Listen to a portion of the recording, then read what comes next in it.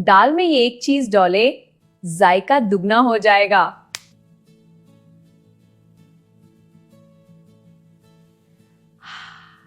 अगर आपकी दाल में वो होटल वाला टेस्ट नहीं आता तो ये हैक जरूर ट्राई करें।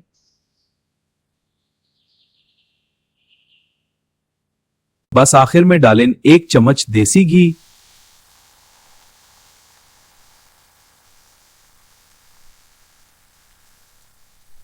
ये छोटी सी चीज आपकी दाल को खुशबूदार, मजेदार और बिल्कुल रेस्टोरेंट जैसा बना देगी।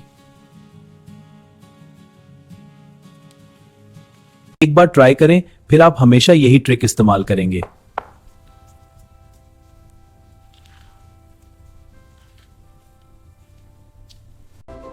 ऐसे मजीद जबरदस्त किचन हैक्स के लिए हमें फॉलो करें।